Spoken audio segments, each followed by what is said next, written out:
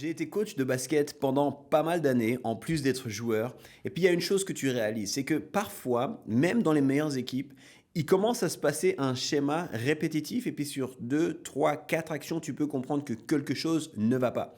Et là, en tant que coach, ce que tu fais, c'est que tu demandes un temps mort et puis tu rassembles ton équipe et tu leur dis, les gars, là, en général au basket, un temps mort, c'est 1 minute. Tu leur dis, pendant 1 minute, là, il faut se reprendre, là, il faut se ressaisir, on est en train d'aller dans une spirale qui ne va pas, on ne peut pas continuer à jouer comme ça.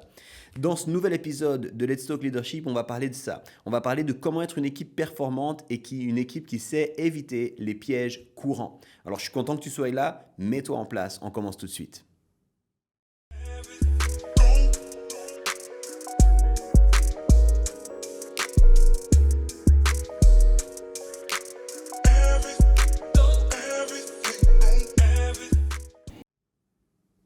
Salut à tous et merci de nous rejoindre dans ce nouvel épisode. C'est un épisode un peu particulier dans le sens, il y a plusieurs raisons. La première des raisons, c'est que il conclut un peu ce que j'avais envie de partager sur la notion d'équipe. Ça veut dire que c'est un petit peu le dernier épisode avec ce type de contenu pour cette saison. On va terminer avec comment éviter les pièges courants dans le travail d'équipe. Mais c'est pas la fin de la saison parce qu'il y a encore 2 épisodes bonus qui vont arriver. Un épisode avec un interview, je me réjouis que tu puisses entendre cet épisode. Et puis un dernier épisode avec vos questions. Alors je profite encore une fois de vous dire, si vous avez des questions, vous posez des questions sur le leadership, vous dites mais comment je peux faire pour m'en sortir ou quoi, n'hésitez pas à nous envoyer vos questions. Et si jamais tu avais peur parce que tu dis j'ai pas envie d'être affiché, je ne sais pas si c'est même une possibilité, mais je te dirais simplement ne t'en fais pas, on dira juste le prénom de la personne et puis la question et puis on partira sur les réponses. Donc envoie-nous des questions orientées leadership, que ce soit sur cette saison ou plus largement sur ce que tu vis. On aime interagir avec vos questions. Et puis, on aura aussi, comme je te l'ai dit, un épisode interview où je vais demander à quelqu'un, tu verras très vite qui c'est, demander à quelqu'un un petit peu comment cette personne s'est organisée avec le travail d'équipe, comment est-ce qu'elle a géré cette dimension-là, quels ont été certains des challenges, quelles ont été certaines des choses plus faciles en tant qu'équipe, justement. Et puis, on va juste, c'est un cas d'école, là, c'est un cas de figure, c'est une illustration, mais ce sera une super bonne interview. Je me réjouis d'avance. Aujourd'hui, ce qui va nous occuper, c'est les pièges courants d'une équipe. Ça nous arrive régulièrement de tomber dans des pièges qui ne sont pas si nouveaux que ça en fait. Si tu regardes le travail d'équipe, il y a vraiment des pièges qu'on peut éviter. Et puis alors il y en aurait beaucoup, hein, il y a plein de choses qui ressortent et puis il y a beaucoup de littérature à ce sujet. Moi j'ai envie de m'intéresser à 6 pièges courants dans le travail d'équipe. Et puis tu verras, des fois c'est des choses qui vont te concerner peut-être directement, des fois c'est des choses plus culturelles, on va en parler un petit peu, mais ça va être vraiment intéressant. Puis je pense que ça va peut-être aussi, en tout cas c'est ce que j'espère, déclencher une capacité, comme pour un coach, d'identifier ça ne va pas chez nous, on prend un temps mort, on change quelque chose. Alors sans plus attendre, je vais rentrer dans ces 6 pièges du travail d'équipe et je commence avec un piège courant qui est plus pour le responsable de l'équipe mais ça pourrait être n'importe qui dans l'équipe qui rentre dans cette dynamique. C'est quelqu'un qui commence à vivre une réalité où il dit faites ce que je dis, pas ce que je fais. Faites ce que je dis, pas ce que je fais. Et ça arrive notamment dans un contexte de croissance. On peut voir au début, les gens sont un peu à tout faire, à s'entraider, à réfléchir, à rêver ensemble. Et puis petit à petit, c'est normal qu'on se structure. Puis c'est normal que tout le monde ne peut pas continuer à tout faire, sinon c'est la cacophonie. On ne sait pas du tout. Oui, j'ai bien dit cacophonie, parce que c'est comme ça que ça se dit. J'ai des enfants en bas âge, si jamais, hein. C'est la cacophonie. On ne sait pas qui fait quoi, comment ça se passe, où est-ce qu'on en est. Et en fait, c'est important de réaliser que même si on continue et on se structure et on ne peut pas tous faire tout, c'est important de savoir qui fait quoi, puis c'est important de non seulement parler, mais aussi continuer à être dans l'action. Et en fait, moi j'ai aussi appelé ce piège quand ton ego devient plus important que ton équipe. Quand ton ego devient plus important que ton équipe. Ça arrive malheureusement qu'on lance quelque chose puis on se dit « Ah, c'est tellement bien, c'est ce que moi j'ai créé, c'est ce que moi j'ai fait, c'est ce qui est rendu possible par moi. » Puis c'est un gros défi pour plein de raisons. Mais la première des raisons que c'est un gros défi, c'est que si l'histoire c'est à propos de toi, eh ben en fait l'histoire va pas aller très loin. On en a parlé dans cette saison à plusieurs reprises, mais le but c'est que ce que tu mets en place te dépasse. On en a parlé dans d'autres saisons aussi de ce podcast, mais le but c'est que en fait ce soit pas à propos de toi, mais que toi tu deviennes remplaçable et pas irremplaçable. Donc il faut veiller à ce que ton ego ne devienne pas surdimensionné. Il faut veiller à ce que tu ne sois pas simplement en train de dire je vous donne des indications, des ordres, moi j'ai l'aura, je sais de toute façon de quoi je parle, et puis vous faites. C'est jamais ça, c'est toujours nous faisons ensemble. On n'est pas des dictateurs, on est des leaders. On n'est pas des gens qui donnent des ordres et d'autres qui suivent, on est des leaders serviteurs. Et ça c'est super important. Donc fais attention de ne pas tomber dans une dynamique où tu dis des choses mais tu ne le fais pas. Je reste dans l'illustration un petit peu sportive, mais c'est ce qu'on appelle aussi l'éthique de travail dans le sport. C'est pas parce que tu es le meilleur de ton équipe que tu n'es pas le premier sur le terrain pour t'entraîner et que tu n'es pas le dernier sur le terrain à la fin de l'entraînement. Tu leads par l'exemple, tu montres ce que c'est. Donc veille à ne pas faire que ton ego prenne toute la place et surtout pas ton ego soit plus important que ton équipe.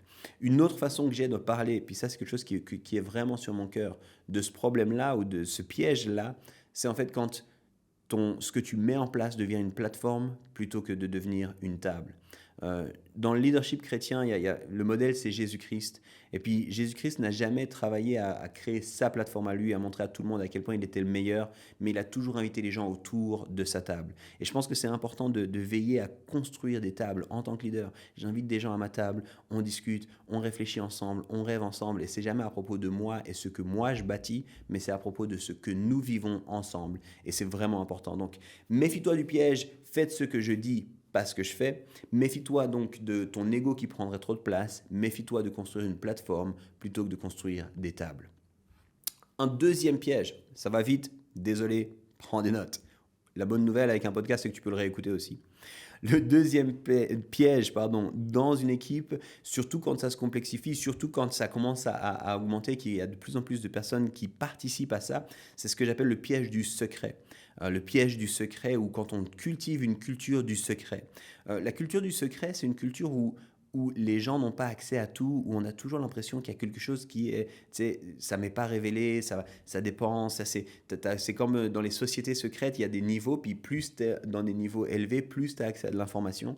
Puis des fois, c'est la même chose, tu te dis, ah mais moi je viens de commencer dans l'équipe, donc j'ai pas accès à toute l'information, il faut que je sois X, Y, il faut que j'aie fait mes preuves pour avoir plus d'informations. Je pense qu'il y a plein de raisons qui expliquent pourquoi on pourrait développer une culture du secret. Des fois, c'est juste la complexité de notre organisme. Ce qu'on est en train de faire, ça prend une forme, ça devient tellement complexe qu'on ne sait plus forcément où, quoi, comment, et puis on se retrouve à vivre les choses avec du secret malgré nous finalement. On n'a jamais voulu mettre ça en place, mais c'est ce qui prend place gentiment. Je pense que des fois, c'est parce qu'on a peur de l'échec. On a peur si les gens voient ça, si les gens sont informés par exemple que dans ce domaine-là, on n'est pas au courant, on n'a pas de réponse ou quoi, eh ben en fait ils vont nous juger ou bien on sera moins bien évalué ou bien on aura l'impression d'être moins capable. Ça peut être un manque de redevabilité. J'ai pas envie que d'autres personnes puissent voir comment je fais, où je fais, comment je fonctionne. Mais quelle que soit la raison, c'est jamais une bonne raison. Le secret va toujours créer un manque de cohésion, va toujours en fait faire que la cohésion se désintègre petit à petit. Ça fait naître le doute, ça fait augmenter la peur. Alors maintenant, comprends-moi. Bien sûr, il faut avoir de la sensibilité sur certains sujets. Il y a certains sujets où c'est bien que quand on les annonce, ce soit connu, qu'on soit en paix avec l'équipe, qu'on en ait parlé en amont, mais d'avoir de la sensibilité sur certains sujets ne veut pas dire cultiver le secret. C'est aussi important de réaliser que il y a certains moments où si on devait toujours tout communiquer, ça deviendrait une usine à gaz, surtout quand on grandit puis qu'on se complexifie. En fait, on doit se libérer les uns les autres dans ce qu'on fait et on ne peut pas juste dire toujours mais je dois savoir où, quoi, comment, qu'est-ce qui se passe et comment ça se passe.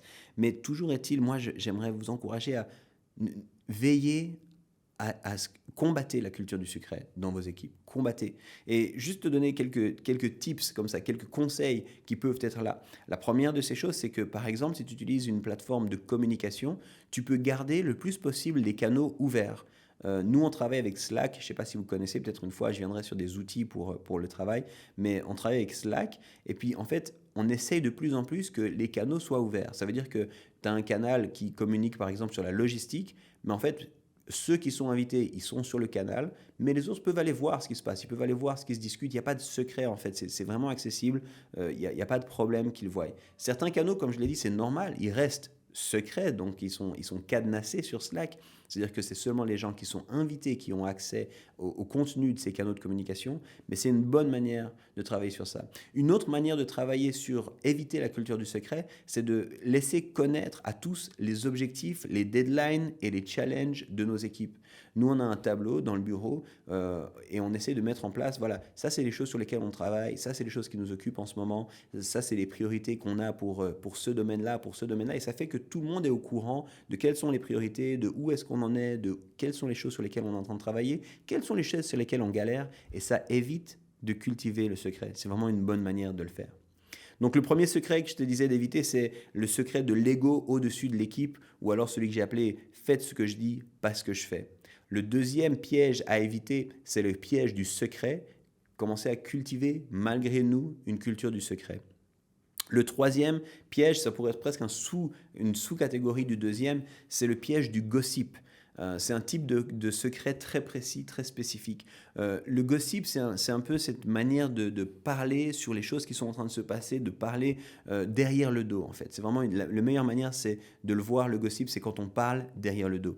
Et c'est un secret extrêmement particulier, mais profondément malsain. C'est toxique quand il y a du gossip dans les équipes. Ça met une culture malsaine qui divise les équipes. Le gossip classique, c'est tu vas à la machine à café puis tu dis hey, t'as entendu, il y a tel et tel apparemment, ils sont en train de faire sur ça, je sais pas trop ce que ça va donner, et puis ah, attends, ils arrivent, on n'en parle pas. C'est vraiment, vraiment malsain. Ça fait qu'il y a une perte de confiance entre les individus. Et puis tu sais ce qui se passe quand tu commences à cultiver ça, si tu es une personne qui répand le gossip, j'ai envie de te le dire, tu es en mauvaise position. Parce que c'est sûr que les gens se disent à moyen terme, je ne peux pas lui faire confiance à cette personne. Parce que si elle parle comme ça des autres, c'est sûr que quand je ne suis pas là, elle parle comme ça de moi. Donc ça fait vraiment diminuer la confiance, ça fait diminuer la paix. On est toujours en train de se dire, mais est-ce que les gens parlent dans notre dos? Est-ce qu'il y a des choses qui me sont reprochées, qui ne me sont pas communiquées? Et c'est vraiment, vraiment important d'oser être franc, d'oser être ensemble, d'oser dire aussi quand on ne comprend pas, quand on n'est pas d'accord, et de ne pas le faire avec d'autres. Maintenant, sur le gossip, j'ai juste envie de dire, des fois, c'est des fois comme un grand mot, puis les gens disent, ah non, non, non, il n'y a pas de gossip, il n'y a pas de gossip, mais j'ai envie de te dire, c'est plus sournois qu'on l'imagine.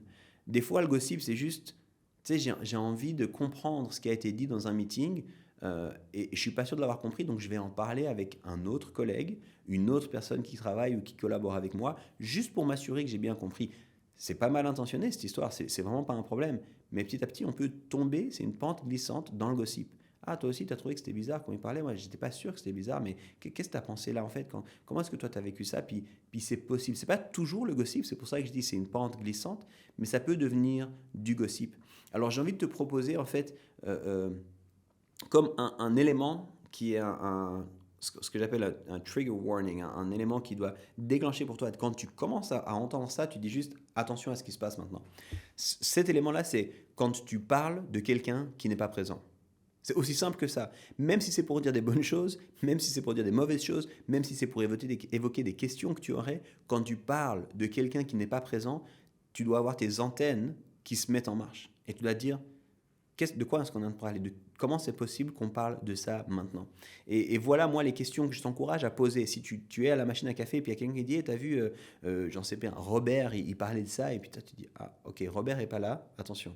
Qu'est-ce qu'on est en train de faire? Est-ce qu'on s'en va vers le gossip? Et je pense qu'il y a deux questions qui, moi, m'ont vraiment aidé à combattre ce problème-là. La première des questions, c'est de dire, hey, avant que tu ailles plus loin, est-ce que tu en as déjà parlé avec Robert? Tu veux me parler de quelque chose qui concerne Robert? Robert n'est pas ici, est-ce que tu lui en as déjà parlé? Si tu lui en as déjà parlé, on peut continuer la conversation et puis on peut voir. Mais une autre question qui m'aide aussi, moi, à éviter ça, c'est de dire à la personne, qu'est-ce que tu attends de moi? Si tu attends de moi de la clarification sur ce que Robert t'a demandé dans le meeting, c'est aucun problème. Je peux te donner voilà ce que moi j'ai compris, va vérifier avec Robert si c'est juste. Mais je pense que c'est vraiment deux questions. Est-ce que ce qu'on parle maintenant a été évoqué avec les personnes? Si ce n'est pas le cas, va d'abord l'évoquer avec eux avant d'en parler avec moi. Et la deuxième des questions qui aide à combattre le gossip, c'est qu'est-ce que tu attends de moi par rapport à ce que tu me fournis comme information? Est-ce que tu as une question précise? Parce que si c'est juste pour me parler de Robert, alors que Robert n'est pas là, ça ne vaut pas la peine. Voilà. Troisième piège à éviter, le gossip. Quatrième piège à éviter, et puis je ne vais pas en parler trop longtemps, mais c'est le piège de vouloir plaire aux hommes, avec un H majuscule, plaire à tout le monde. Il y a vraiment un défi, et peut-être moi je connais un peu plus les milieux chrétiens, mais je crois que ce n'est pas exclusif aux milieux chrétiens, mais il y a des fois où on cherche à plaire à tout le monde, à déranger personne. Vous verrez, il est proche aussi du prochain piège, mais quand on cherche à plaire à tout le monde, en fait, quand on cherche à satisfaire les attentes, les demandes, quand on veut surtout pas déranger, quand on veut pas froisser, pas ci, pas ça, en fait, il y a ce qu'on appelle la peur de l'homme. Et puis dans la Bible, il y a quelque chose d'extrêmement clair, c'est que le début de la sagesse, c'est la crainte de l'Éternel. Et du coup, quand je crains les hommes, ça veut dire que mon identité n'est pas assise, en fait. C'est-à-dire que j'ai besoin de l'approbation des autres pour me sentir validé. Mais quand je rentre là-dedans, en fait, j'agis pour plaire aux autres. Et c'est vraiment un problème dans les équipes parce que, en fait, on devrait construire notre vision, on devrait essayer d'établir notre vision. Puis, et c'est bon, moi, je ne suis pas du tout à dire qu'il faut aller écraser les autres, qu'importe ce qu'ils en pensent. Pas du tout, on parle de travailler en équipe. Mais il y a vraiment cette réalité de se poser la question, est-ce que je fais ça juste pour plaire aux autres? Si les autres, ah ouais, mais on devrait faire ci, on devrait faire ça, ouais, vous avez raison, on devrait faire ci. Je ne crois pas du tout qu'on doit faire ça, mais s'ils l'ont demandé, alors c'est important qu'on le fasse. Et je pense que de nouveau, c'est un petit élément, c'est rarement quelque chose de conscient, quelque chose de recherché, quelque chose d'intentionnel, mais c'est un grand danger. Et en fait, quand on vit ça, en fait, on n'arrive plus à travailler en équipe. Parce qu'on est constamment en train d'essayer de plaire à tout le monde. Et nos équipes vont bouger, nos équipes vont grandir, et ça va devenir insoutenable à moyen terme. Donc il faut toujours checker pourquoi est-ce que je fais, c'est quoi mes motivations. Je veux à tout prix éviter de faire les choses uniquement pour plaire aux autres. Maintenant, ça ne veut pas dire que je ne dois pas être à l'écoute. Si tu m'entends dire ça, et écoute, réécoute les anciens épisodes, c'est vraiment pas ce que je dis. C'est important de collaborer, c'est important d'entendre l'avis des autres, c'est important de respecter l'avis des autres, mais c'est important de ne pas faire les choses à cause de la crainte qu'on a des autres. J'en arrive gentiment à l'avant-dernière, à la cinquième piège, pardon. Le cinquième piège à éviter, c'est le piège de vouloir toujours le consensus à tout prix. Moi, je suis en Suisse, puis en Suisse, il y a quelque chose qu'on appelle la démocratie, puis c'est une démocratie très particulière. En tant que Suisse, quand on regarde ce qui se passe dans le monde au niveau politique, c'est des fois assez compliqué pour nous à comprendre, parce qu'on vit dans un fédéralisme où en fait les gens s'entendent, on n'a pas un président, alors on a un président de titre, mais en fait on a 7 responsables qui travaillent dans le palais fédéral. Donc ce fédéralisme fait qu'on a une base un peu de travail où on cherche souvent le consensus. Puis on cherche le consensus, c'est-à-dire qu'on cherche que tout le monde soit d'accord, puis tant que tout le monde n'est pas d'accord, on ne fait pas. Puis c'est un problème quand ça devient le consensus à tout prix. C'est un piège quand ça devient le consensus à tout prix. Parce qu'en fait, plus on avance, plus la réalisation de nos objectifs deviennent complexes et plus on réalise qu'on ne va pas toujours avoir le consensus de tout le monde. Les gens ont des perspectives différentes, des attentes différentes, des questions différentes et on doit vraiment veiller à ne pas chercher à fonctionner uniquement sur le consensus de tout le monde. Souvent, le consensus de tout le monde, il est aussi motivé, ce piège-là, par la peur du conflit. On a tellement peur du conflit, on a tellement peur du désaccord, on a tellement peur de la confrontation qu'on se dit, si tu n'es pas d'accord, on ne fait pas. Ce qui se passe quand on est dans le consensus à tout prix, c'est qu'on n'avance plus en fait. Un autre élément qui peut amener le consensus à tout prix, c'est quand on a une réalité où on veut que personne ne sorte du lot. J'ai entendu ça en France, j'entends ça aussi en Suisse, et on veut qu'aucune tête ne dépasse. On ne veut pas avoir de leader plus important que les autres, donc on veut toujours le consensus. Mais la réalité, c'est que c'est vraiment rare qu'on ait 100% de personnes qui soient d'accord sur une décision. Parce que chacun l'aperçoit avec sa perspective, avec ses enjeux, avec sa saison de vie. Puis des fois, les gens disent « Ah, je ne suis pas sûr. » Et puis l'autre « Moi, je ferais ça différemment. » Et puis c'est bon d'avoir ces espaces de discussion, mais il ne faut pas rechercher le consensus à tout prix. C'est un piège en équipe. Si on cherche le consensus à tout prix, on risque de ne rien faire, on risque de faire trop peu de choses. Et j'ai vu trop de projets ne pas avancer parce qu'on recherchait le consensus à tout prix. Alors, je vais te donner juste un exemple pour que tu vois de quoi je parle. Et puis ensuite, je te dis qu'est-ce que moi j'encourage, en tout cas, sur cette question-là. J'étais une fois dans un contexte communautaire d'une église. Et puis, il y avait un projet qui était de changer les sièges de l'église. Puis, c'était une église assez historique. Et ils avaient des bancs. Et puis, en fait, il y avait la question de savoir est-ce qu'on garde les bancs, est-ce qu'on enlève les bancs, est-ce qu'on met des chaises, Et l'histoire, je sais, ça va sembler peut-être surprenant ou fou, mais ça a pris plus de 2 ans à être solutionné. Parce que d'abord, il fallait qu'on soit d'accord que c'était pas les bancs. Puis il fallait comme le consensus, il fallait que tout le monde soit d'accord, il fallait qu'on ait l'unanimité. Puis on s'est rendu compte que c'était pas possible, ça allait jamais se réaliser, que jamais tout le monde serait d'accord entre est-ce qu'on doit garder, est-ce qu'on doit pas garder des bancs. Alors une fois qu'on a eu ça, on a eu une phase de test. Dans cette phase de test, on a mis 2 sièges et puis les gens pouvaient aller sur un siège, expérimenter un petit peu le siège et puis répondre oui, je suis d'accord pour ce siège, je suis pas d'accord pour ce siège, je votais. Et vraiment, ça a pris un temps fou et il y avait cette idée, mais en fait, pourquoi est-ce qu'on attend aussi longtemps? Pourquoi est-ce qu'on ne fait pas confiance à un groupe de personnes qui est dédié à ça, puis qu'ensemble ils décident, on a l'impression que c'est plus pertinent de garder les bancs, ou alors on a l'impression que c'est plus pertinent d'aller avec les chaises. On y va, on est d'accord, on vous fait confiance, on avance. Et je pense que cet exemple-là, il est fou là, mais il permet de comprendre ce que je dis, puis je crois que plutôt que le consensus à tout prix, plutôt que l'unanimité, plutôt que la question où tout le monde est d'accord, ce que j'aimerais en proposer comme solution, c'est plutôt ce que j'appelle la soumission mutuelle. Se soumettre les uns aux autres. En fait, se donner des sphères d'influence et se respecter dans ces sphères d'influence. Et toi, tu choisis pour ça, puis je te fais confiance pour ça. Toi, tu choisis pour ça, je te fais confiance pour ça. Et je vais l'illustrer avec l'idée d'un repas d'anniversaire. Puis si tu dois faire un repas d'anniversaire, imaginons qu'il faut que tu achètes des décorations, imaginons qu'il faut que tu prépares un menu, imaginons qu'il faut que tu loues un lieu pour faire cette fête, imaginons qu'il faut que tu fasses une liste d'invités. Et j'aime l'idée de la soumission mutuelle, c'est-à-dire que chacun est attribué avec une tâche. Toi, tu regardes pour des lieux, toi, tu regardes pour un menu, toi, tu regardes pour des décorations, toi, tu regardes pour une liste d'invités. Et puis, alors qu'on fait ça, chacun part là-dedans, puis on se soumet les uns aux autres. Puis ça ne veut pas dire qu'il n'y a pas, on est dans un endroit où les gens communiquent librement, il n'y a pas de secret. Donc je peux voir, je dirais, tu as oublié cette personne dans les invités, ou bien au niveau des décos, moi je préfère un peu ci, je préfère un peu ça. Puis quand on se voit, chacun amène ses propositions, puis on se soumet les uns aux autres. C'est quoi? J'aurais fait ça différemment, mais merci d'avoir fait ça. Je pense que c'est bon. On t'avait donné ce rôle, et c'est pas pour rien qu'on t'a donné ce rôle. Vas-y, fonce dans ce rôle. Donc, au lieu du consensus à tout prix, ma solution ou mon conseil, c'est de viser une soumission mutuelle. J'arrive avec mon dernier piège à éviter pour un travail en équipe. Ce dernier piège, j'en ai parlé longuement lors du dernier épisode, mais je ne peux pas ne pas le répéter, c'est le piège de perdre la vision.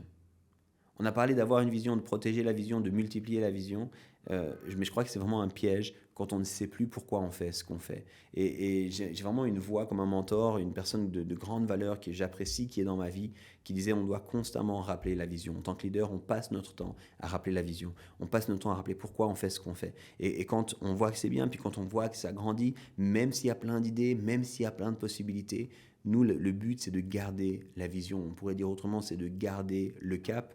Ou pour citer Simon Sinek, que j'ai cité régulièrement, c'est qu'on soit au clair sur pourquoi on fait ce qu'on fait. Start with the why. Donc je vais m'arrêter ici, je ne vais pas en parler davantage, mais juste te dire, ne perds pas la vision. Juste pour chacun, là, je vais répéter les pièges que j'ai cités, les 6 pièges à éviter pour être une équipe performante. Le premier de ces pièges à éviter, faire ce que je dis, pas ce que je fais. Le deuxième, mettre en place une culture du secret. Le troisième, maintenir la réalité du gossip. Le quatrième, agir basé sur la peur des hommes. Le cinquième, rechercher le consensus à tout prix. Et le sixième, perdre la vision. Ça, c'est des pièges que je vois ou que j'ai vus trop souvent dans les équipes. Puis je vous encourage à réfléchir à ça, puis à voir comment est-ce que nous, on ne met pas ça en place, comment est-ce que nous, on veille à ne pas tomber dans ces pièges. Puis si j'ai donné pour les uns et les autres quelques exemples de conseils, quelques possibilités pour éviter ces pièges, puis s'il y en a d'autres que tu n'as pas, dis comment on pourrait faire, écris-nous. Écris-nous, ça nous fera plaisir. J'arrive à la fin, je te remercie d'avoir écouté.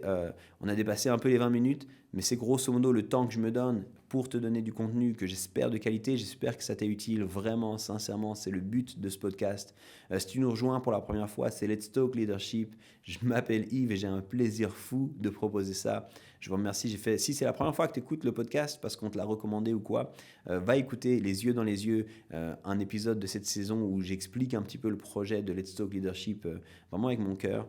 Et voilà, merci d'avoir été avec nous. Je vous rappelle que dans cette saison, on a encore 2 épisodes. Un épisode interview, un épisode questions-réponses. Donc envoyez-nous vos questions. Et puis d'ici là, je vous souhaite de continuer à être des incroyables leaders, continuer à prendre soin de vous, à développer votre leadership et à être vous-même parce que tous les autres rôles sont déjà pris. À très bientôt.